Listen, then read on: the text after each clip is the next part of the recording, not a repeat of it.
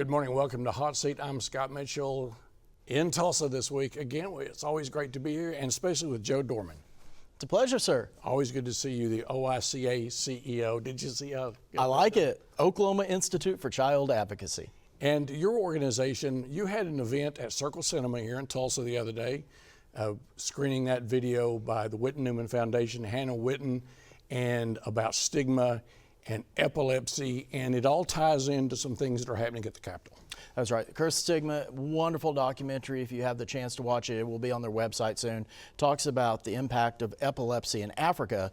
Of course, it's done by the Witten-Newman Foundation, which is headquartered here in Oklahoma. And so the tie-in with epilepsy and seizures with what impacts Oklahomans, especially children, we were looking at that. We had a wonderful panel, a great screening, and hopefully shedding light on issues that tie in with House Bill 2013 at the state capitol, Dillon's Law.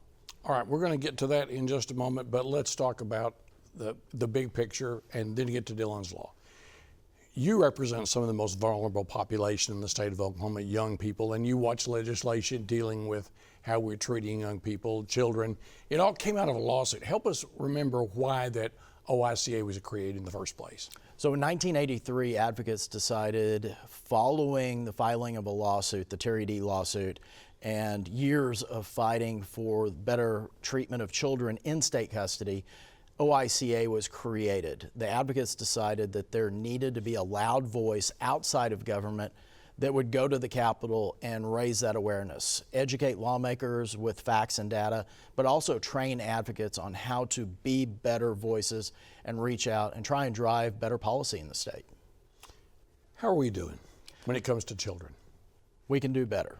There are so many different statistics. Annie E. Casey Foundation puts out the Kids Count report. We consistently are ranking in the bottom 10.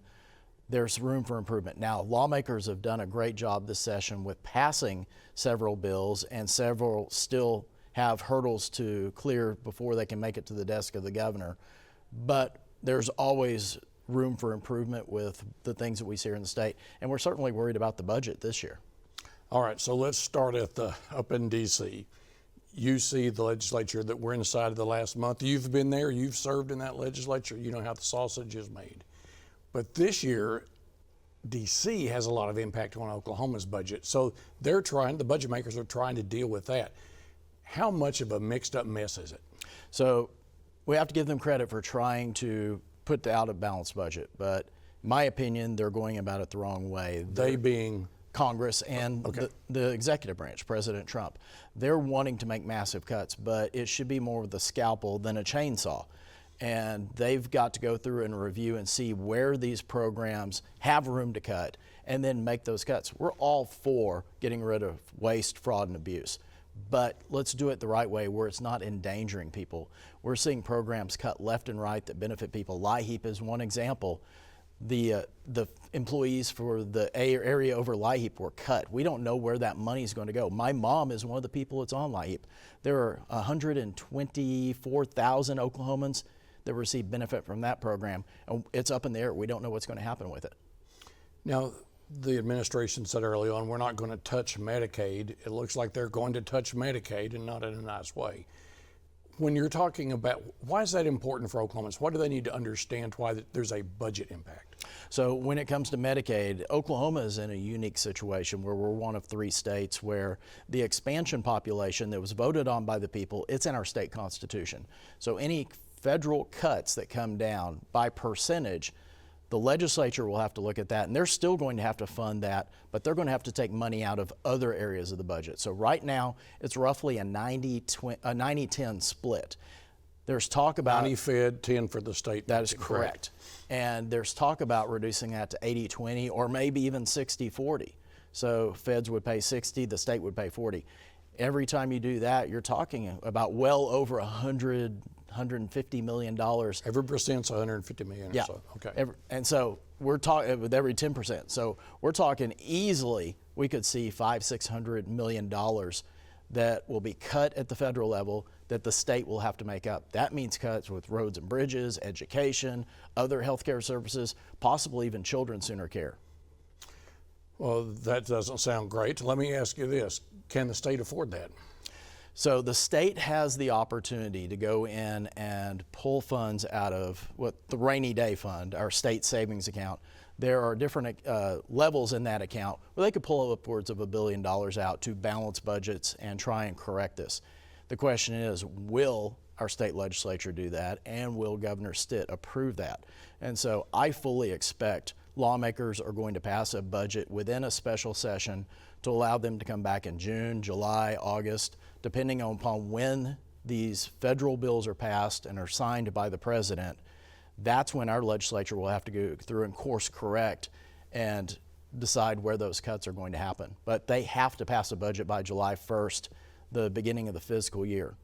It's the second time I've heard those words, special session. You really think that has to happen this year?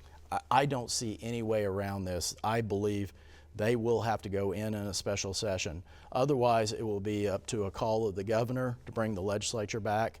And I don't think the legislature will want to leave that open like that. If they call themselves back into a special session to do the budget, that allows them the flexibility to come back at any time they want and work with the governor to make sure that the budget is passed, and that if they have to do cuts, they're done in the right areas where the legislature feels are important in negotiations with the governor.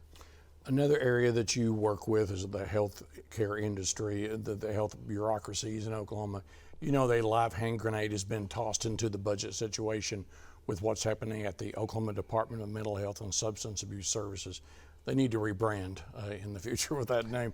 But the fact is that it seems as if every day there's a different story. So for the A and B chiefs, the speaker and the pro tem, the leaders, how are they dealing with that? How's that impact the things that you're looking at that you're concerned about? When I was in the legislature, we had 3 different budget shortfalls, and each one of them grew. And I can't imagine being there at the Capitol right now. I feel for Trey and Chuck, the 2 appropriations chairs, Chuck Hall and Trey Caldwell. They're going to have a really tough road to look at what they're going to have to make on these decisions and then sell that to the members, get a majority of the membership in each chamber to pass the budget bill, and then send it to the desk of the governor. So I'm certain we're going to have some pretty heavy negotiations happen at the Capitol, and just would encourage our state lawmakers, unlike the federal counterparts of what we're seeing right now, take your time and do it the right way. Try and balance those cuts in a way it won't harm people, put people at risk, because we could certainly see deaths come from some of these cuts when these individuals in the summer, if you cut off the LIHEAP program, that means they're not going to be able to afford electricity to run their air conditioner, these senior citizens. If you're cutting food programs, you're going to see some kids going hungry. You're going to see individuals have to make some really tough cuts, medical costs as well. We're setting ourselves up for a very, very tough time in the next year or so.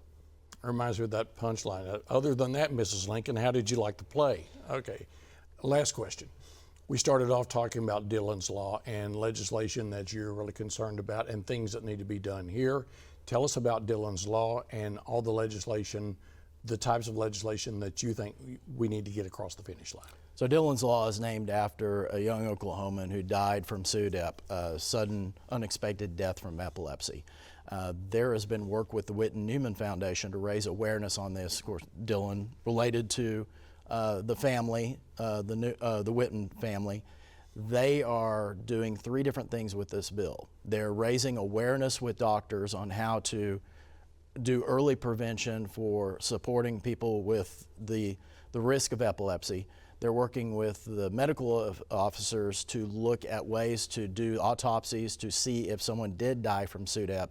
And then they're also passing a provision where you can have it marked on your license if you suffer from epilepsy. So law enforcement, if they pull you over, if you're parked having a seizure, they can look at the ID and know what's going on. And so great bill. We have several great bills. I will say lawmakers did a lot of great work this session, passing some fantastic bills.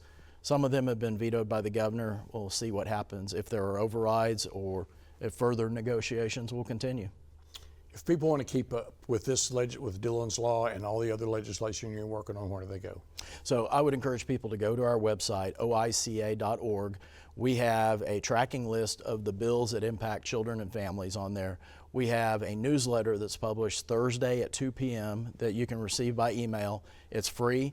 and it will let you keep track of the bills that are going on, as well as other things that are happening in the world of child advocacy. All right, and I said that was my last question. It's not really. You're from Rush Springs, served from that district. When's the Watermelon Festival? I encourage all our friends from Tulsa to venture to Southwest Oklahoma. The second Saturday of August, the Rush Springs Watermelon Festival, one of the best family-friendly festivals in the state. Small town of 1,200 people. We welcome 30,000 people from all over the world. It's a great event. Come down, check it out. You won't regret it. Joe Dorman, the CEO of Oklahoma Institute for Child Advocacy. Great to see you, and good luck on your legislative agenda. Thank you, my friend. Thanks for watching Hot Seat. See this again at news9.com and news6.com, and follow me at Mitchell Talks.